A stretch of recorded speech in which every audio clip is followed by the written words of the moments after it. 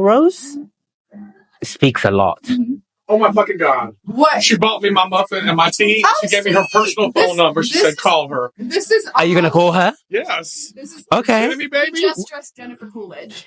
She's She was amazing. in here, and I was like, "Go say hi." I sent her. She just bought me this muffin and this tea, and she was like, baby, I want you to make me a jacket. I said, I'll make you anything you want, baby, for free. She goes, it doesn't have to be for free. But this is someone with a cool and inspiring story. And then also we have another store down the street, and my coworkers are down there at Cosmo and Donato, and they both have stories of sobriety, like being addicted to drugs and living in LA. Oh no, that's too deep. I need it to be uplifting. It is very uplifting. Yeah, I need, yeah. Yeah. What are you doing? This is what I'm doing. This is Oz. Right. Mm-hmm. Oz. Well, I'm definitely motivational and inspirational, baby. Oz, let's sit down. Talk to me. Tell me about it. Well, who are you? Oh, it's camera. Oh, Right. Are we on video YouTube? Hi. Well, My Jennifer Coolidge muffin, baby. okay. Is it bad that I don't know who Jennifer Coolidge is? His mom from American Pie, White Lotus, Tanya. I need a picture. You know Jennifer. Do you know what? Coolidge. I know people when I see them by face. I'm terrible with names. Okay. I'm going to disown you right now. No, don't disown. That's her. Hello. Right here? Yeah, that's fine. Perfect. Do you know what the funny things you about the funny thing? Do you know what's the funny thing? What you just Tell me. For what you just experienced is that as I was outside, a part of me actually thought of her, Oh, really? and Amazing. I don't know what it was. And when I walked in and you just told me that you met her, I know what it is. I was like, "Oh You my want me to god!" explain it to you, baby? Tell Let me me. explain it to you. Okay, so anyway, so I'm Iconic Punk Oz Powers, the artist formerly known as Rob Powers before COVID. But I was the art director on Avatar. You remember the first film with James Cameron? I helped create Pandora, and I created the first virtual art department in history and feature film and all that stuff. And I'm an Emmy award-winning art director, production designer. But what you're talking about is how we are all connected through energy, because the universe is composed of energy. And even the table, the chairs, your spirit, my heart, my fingernail, everything in the universe, the quantum science says that the highest degree is composed of energy. So what you hooked into is you felt a rift in the force when she walked by, when she was here, when her love was being generated. We're receptors of energy and we're transmitters of energy. And we can either be destructive with that or we can be creative and loving with that. And so what you were tapping into was she's an amazing, I'm telling you, she's like you know what a black hole is? It sucks everything in its dark. Yeah. I'm not going to mention who that is, but you know what I'm talking about. But she's the opposite. She's radiating love, and you felt that rift in the energy field of her love. And so we're all connected that way. That's how it works. And when you're generating that and you don't transmit negativity, you attract. It's the law of attraction. You attract that to you and you pull that into you. When and people don't understand how powerful their mind is, because, people in time, David Bowie said it, many people said it, Howard Hughes for a moment, people have made this claim that you can construct the universe with your thoughts. And it sounds really, castle in the sky, but it's true, because you are in conjunction with the great creative artist of the universe, whatever you want to call that. It's energy field, and it's the energy of all life. You're in conjunction with that, constructing your universe every day. So if you are distracted by my mom did this to me, or my dad did that, or they said I was too fat, or I couldn't do this, or my schoolmates picked on me, or they called me this, I'm too black, I'm too gay, I'm too female, I'm too whatever it is, I'm too fat, I'm too short. Or you're worried about how you're going to be alone for the rest of your life. You're never going to accomplish anything. No one will ever love you. You'll never break through in your career. You'll never find the right partner. Your kids won't this or that. You're distracted from the moment in time that is only real, which is right now. Right now is the only real moment.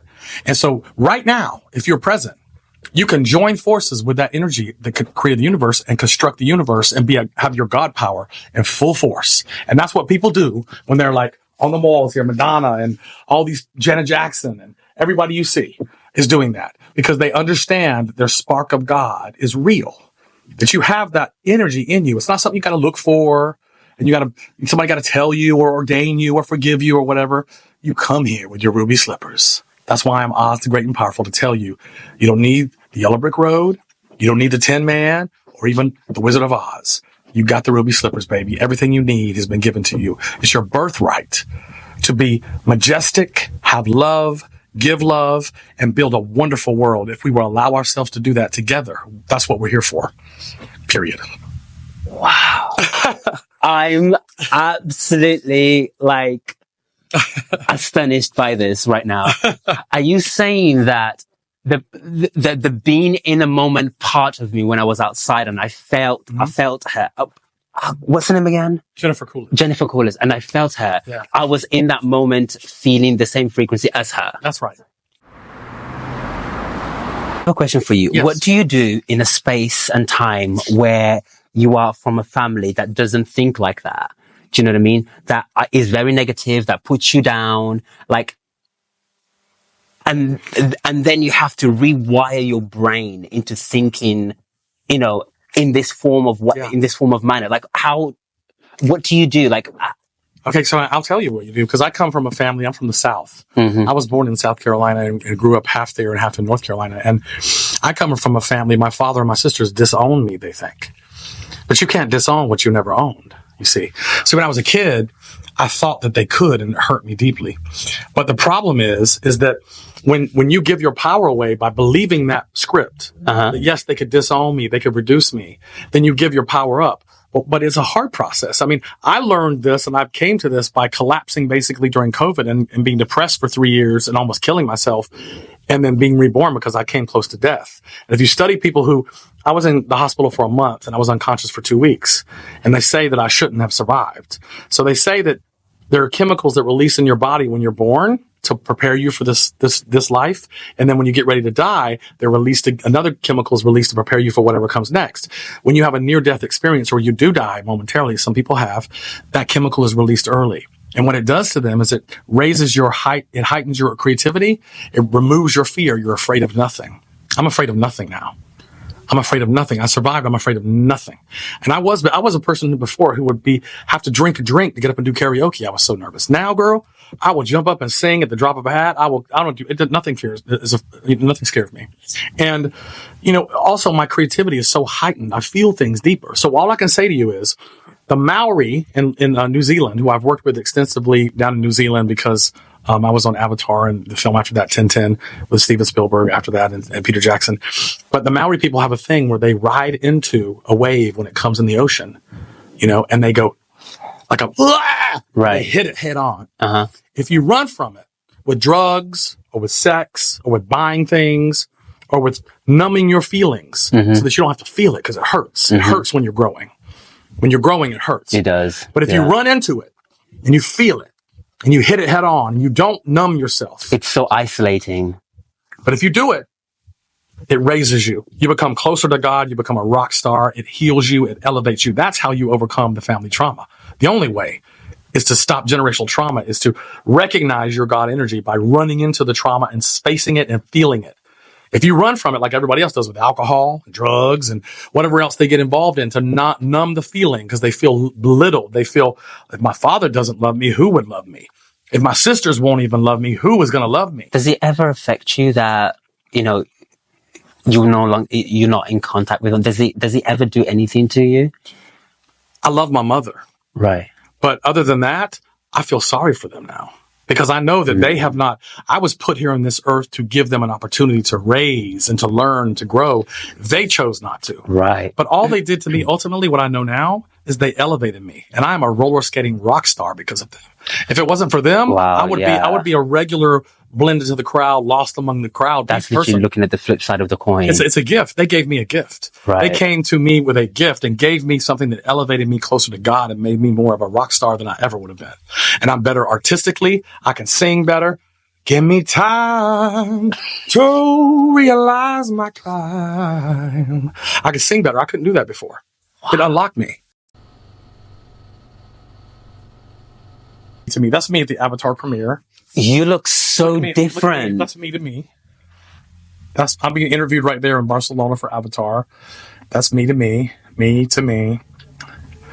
And that's me to me.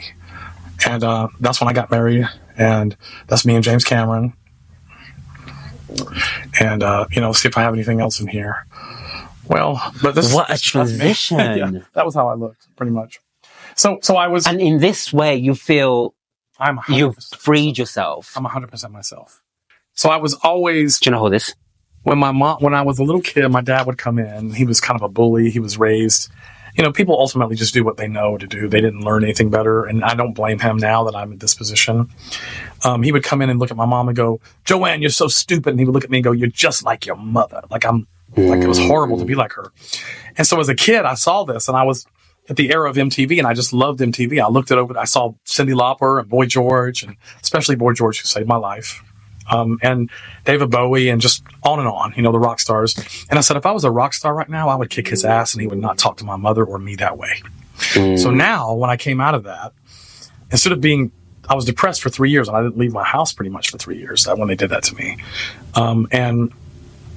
And I said, I'm not going to do that anymore. And I'm going to be the rock star every day that the little 7-year-old boy wanted to be.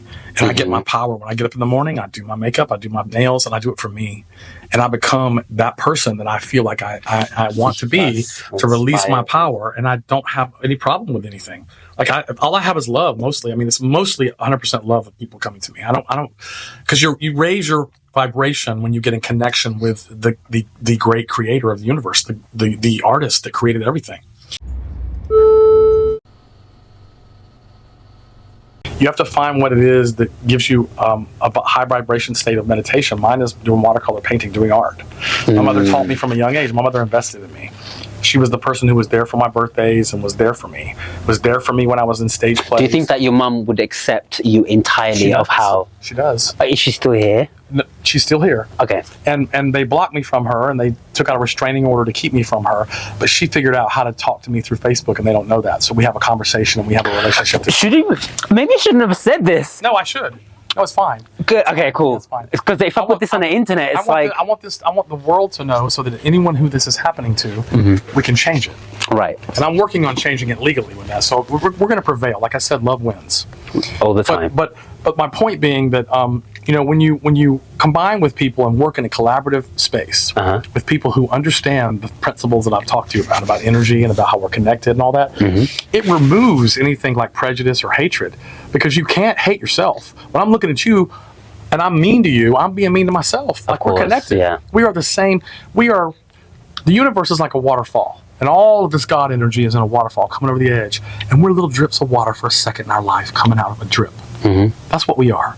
And then we splash at the bottom and come back to the thing. In this moment of time when we're just a little drip, we're supposed to grow and have an experience and heal and learn. That's why we're here. I was put here to challenge my father and my sisters. Right. I showed up for that. That's all I can do. And then you have to let it go. If they don't raise up to... And I can't worry about that. That's on them. I'm doing my part, and I'm doing it every day. I roller skate 2 hours a day. I found my exercise. I believe in exercise every day. Get up and move. If you feel depressed or down, get up and move. Find some way to move first. Then find your thing. Mine is painting and art, singing and music. Find something like that you have passion, whether it's helping someone else or whatever it may be. I think mine is dancing. Dancing, reading, whatever it may be. Photography, anything. Do those two things every single day, even just for 15 minutes. I do my watercolor for 15 minutes the first of the day. I do a meditation. Does he send you into a Zen mode type of thing? Exactly. And I have a meditation come through, and these images come to me from, the more you do it, the more in tune you get with that God energy. And it starts unlocking creative things in you. Dances will come out of you, baby, you never even thought of. It's amazing. So all I can say about trauma and people that try to reduce you is bless them. Because they will lift you up and make you into a rock star, baby. Bless them. You will be a rock star because of them. So thank them for the challenges they give you.